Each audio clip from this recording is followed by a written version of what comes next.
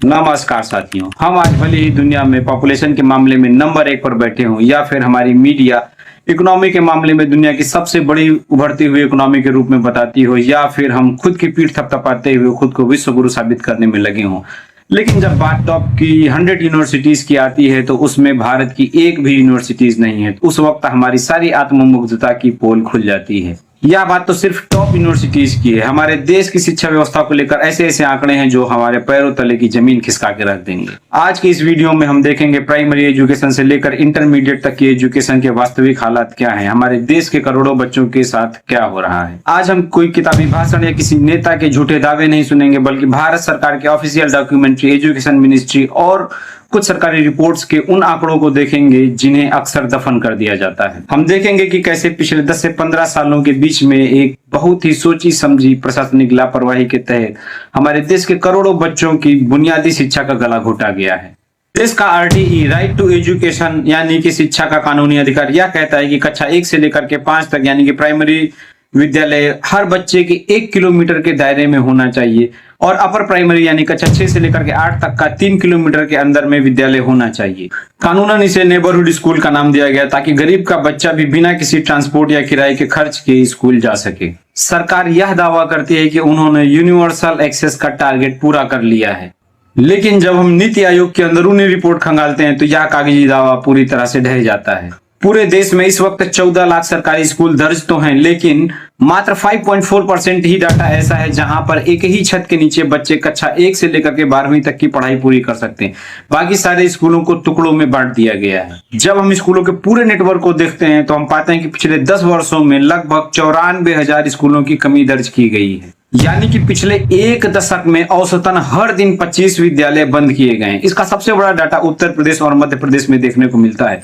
मध्य प्रदेश में लगभग 30,000 और उत्तर प्रदेश में 25,000 स्कूल बंद किए गए हैं। सरकार इसे रेशनलाइजेशन या फिर कम एनरोलमेंट वाले स्कूलों का आपस में विलय कहती है, लेकिन इसके कारण जो हुआ वो ये हुआ कि बच्चों के लिए स्कूल की दूरी बहुत अधिक बढ़ गई है। इस बदहाली की अगली कड़ी है टीचर और स्टूडेंट का रेशियो। कानून यह कहता है कि प्राइमरी एजुकेशन में प्रति 30 बच्चों पर एक टीचर होना चाहिए। अपर प्राइमरी एजुकेशन यानी 6 से 8 तक में हर 35 बच्चों पर एक टीचर होना चाहिए, लेकिन जमीनी हकीकत कुछ और ही कहती है। कई ग्रामीण क्षेत्रों में 65-60 बच्चों पर एक टीचर है, तो कुछ एक जगह में पता चलता है कि 100 बच्चों पर एक teacher. Official teacher deployment data और यूनेस्को के आंकड़ों के अनुसार यह प्रमाणित होता है कि जितने भी सिंगल टीचर स्कूल हैं उसका 89% स्कूल सिर्फ ग्रामीण और दूर दराज के क्षेत्रों में मौजूद, यानी शहरी और प्रशासनिक क्षेत्रों में जहां टीचर्स की पोस्टिंग आसान है वहीं ग्रामीण क्षेत्रों में गहरा असंतुलन बना हुआ है। इस भयंकर असंतुलन की पूरी जिम्मेदारी राज्य के शिक्षा विभागों की है, जो भर्ती प्रक्रिया को बहुत लेट करते हैं। कभी वह पेपर लीक के मामले से अटकाते हैं, कभी कोर्ट कचहरी के चक्कर में अटका कर रखते हैं। हमारे कॉन्स्टिट्यूशन के आर्टिकल 21A के तहत 6 से 14 वर्ष तक के बच्चों के लिए मुफ्त और अनिवार्य प्रारंभिक शिक्षा पाना उसका मौलिक अधिकार है। सरकार का दावा है कि प्राइमरी स्तर पर हमारा ग्रॉस एनरोलमेंट 100% के करीब पहुंच चुका है, लेकिन जब हम UDISE की लेटेस्ट रिपोर्ट देखते हैं तो कहानी कुछ और ही पता चलती है। भारत के पूरे स्कूलिंग सिस्टम में करीब 24 करोड़ बच्चे रजिस्टर्ड हैं, लेकिन इनमें प्रारंभिक शिक्षा यानी कक्षा 1 से लेकर के 8 तक 16 करोड़ 80 लाख बच्चे रजिस्टर्ड हैं। प्राइमरी क्लासेस के एनरोलमेंट में एक अजीब सा ठहराव देखा गया है। अब स्थिति यह बनी कि सरकारी स्कूलों की बदहाली देखकर माता पिता अपने बच्चों का नाम सरकारी विद्यालयों से कटवाने लगे हैं। इसका सीधा प्रमाण यह है कि जहां सरकारी स्कूल दिन प्रतिदिन कम होते चले जा रहे हैं, वहीं प्राइवेट स्कूल 2,88,000 से बढ़कर के 3,39,000 पहुंच चुके हैं। यह देखकर यह कहा जा सकता है कि व्यवस्था ने जानबूझकर सरकारी तंत्र को इतना कमजोर बना दिया ताकि प्राइवेट स्कूल और उनके व्यापार पूरी तरह से फल फूल सके। इस संकट का एक और संवेदनशील हिस्सा है हमारे देश की बेटियां। बेटी बचाओ बेटी पढ़ाओ के नारे के साथ यह दावा तो किया जाता है कि हमारे देश में बेटियों की शिक्षा व्यवस्था में काफी सुधार हुआ है, लेकिन जब हम सरकारी आंकड़ों के लीकेज पॉइंट को देखते हैं तो कहानी कुछ और पता चलती है। पता चलता है कि कक्षा 8 तक बच्चियों का एनरोलमेंट तो किसी तरह रुका हुआ है, लेकिन जैसे ही यह एडमिशन कक्षा 9 या उससे अपर में जाते हैं तो पता चलता है कि लड़कियों का ड्रॉप रेट बढ़कर 11.5 पहुंच गया है। एजुकेशन मिनिस्ट्री और स्वतंत्र सर्वेक्षणों का डेटा यह प्रमाणित करता है कि ग्रामीण क्षेत्रों में स्कूल ना होना, स्कूलों की दूरी अधिक होना, ट्रांसपोर्ट ना मिलना और स्कूलों की अत्यधिक दूरी इन बच्चियों के ड्रॉप आउट का मुख्य और प्राइमरी कारण है।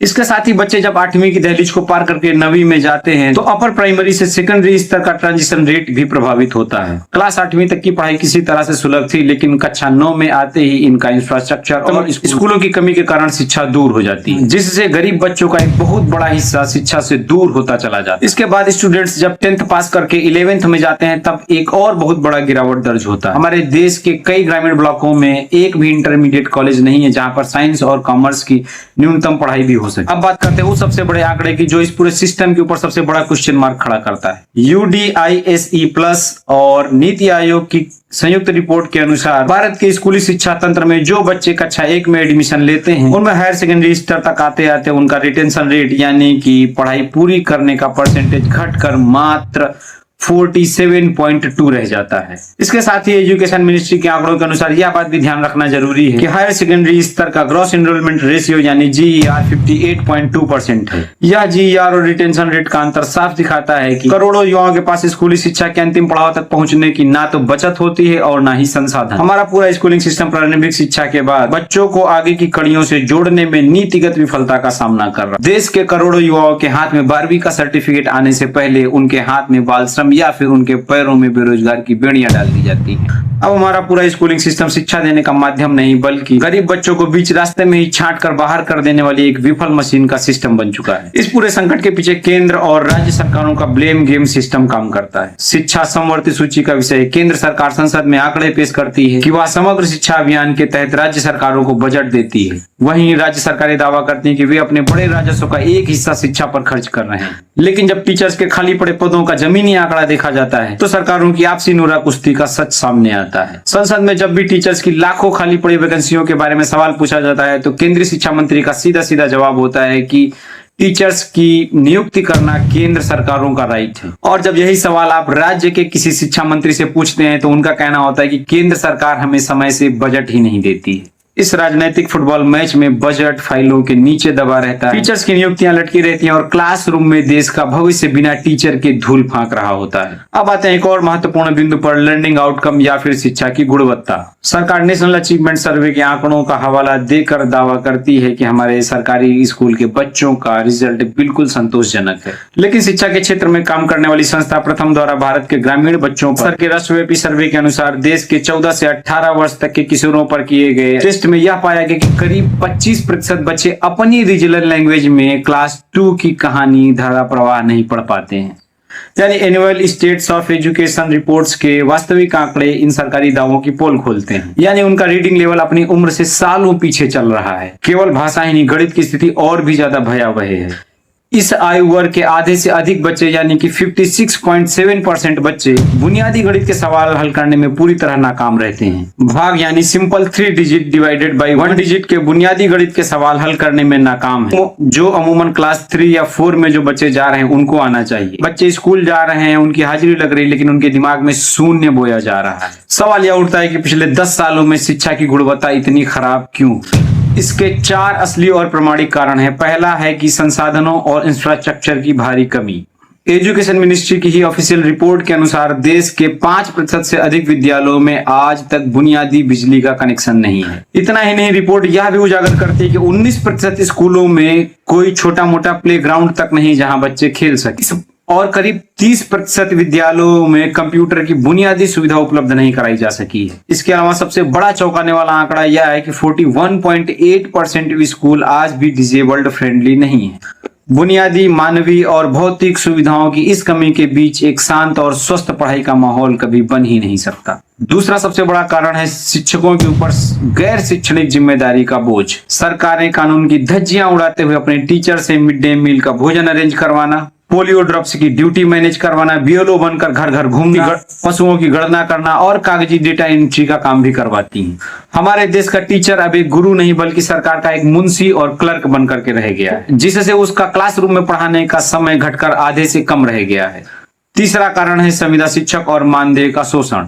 देश में नियमित शिक्षकों की भर्ती करने के बजाय शिक्षा मित्रों या फिर अतिथि शिक्षकों के भरोसे पूरा स्कूल छोड़ देना। जहां उत्तर प्रदेश में शिक्षा मित्रों को मात्र 10,000 रुपए, वहीं राजस्थान और अन्य राज्यों में अलग अलग न्यूनतम वेतन तय किया गया है। जब टीचर अपनी नौकरी की सुरक्षा के लिए अवसाद में जिएगा तो वो शिक्षा में गुणवत्ता भला कैसे लाएगा? चौथा कारण है नो डिटेंशन पॉलिसी और लर्निंग आउटकम के बीच का नीतिगत गैप।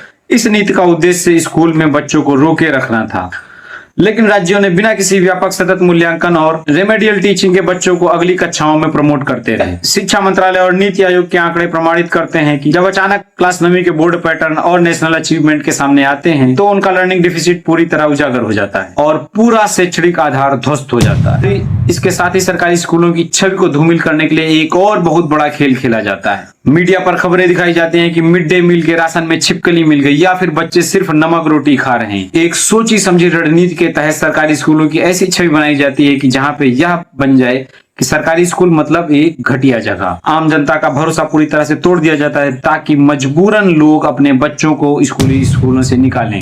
और जब सरकारी स्कूल पूरी तरह बदनाम हो जाते हैं तो खड़ा होता है एक बहुत बड़ा प्राइवेट कोचिंग माफिया या फिर प्राइवेट स्कूलों का सिस्टम। प्राइवेट स्कूलों की इस मनमानी को रोकने के लिए सरकारें फीस नियंत्रण कानून का ढोल पीटती हैं, लेकिन इस कानून का सच भी एक मजाक है। इन बड़े प्राइवेट स्कूलों और इंटरनेशनल ट्रस्टों के पीछे खुद बड़े बड़े मंत्रियों और नौकरशाहों का पैसा लगा होता है। यह एक ऐसा संगठित सिंडिकेट है जहां जानबूझकर सरकारी स्कूलों की हालत को खस्ता रखा जाता है ताकि प्राइवेट स्कूलों का यह खरबों रुपए का बिजनेस मॉडल आसानी से चलता रहे। तो साथियों, इन सारे आंकड़ों, नीतियों और इनका सच देखने के बाद तस्वीर बिल्कुल साफ हो चुकी है। यह किसी प्रशासनिक तंत्र की अचानक नाकामी नहीं है, यह बहुत ही सोची समझी राजनीतिक और व्यवसायिक गठजोड़ के द्वारा हमारे सरकारी शिक्षा तंत्र की जा रही हत्या है। एक तरफ देश के सरकारी स्कूलों को मरने के लिए लावारिस छोड़ दिया जाता है और दूसरी तरफ इसी भ्रष्ट व्यवस्था के बड़े बड़े लोग इंटरनेशनल स्कूल खोलकर बैठे हैं। अंततः इस पूरे प्रशासनिक ढर्रे और प्रशासनिक उदासीनता को देखते हुए यही कहा जा सकता है कि आज हमारे पूरे देश में सरकारी तंत्र की नाक के नीचे करोड़ों बच्चों के भविष्य के साथ खिलवाड़ किया जा रहा है। जब तक हमारे देश की आम जनता सरकारी फाइलों के इस सच को देखकर सरकार को कटघरे में नहीं खड़ा करेगी, तब तक हमारे देश के बच्चों का भविष्य इसी तरह कागजों पर बर्बाद होता रहेगा। अब फैसला आपके हाथों में। हमारे वीडियो को अंत तक देखने के लिए बहुत बहुत धन्यवाद। जय भारत।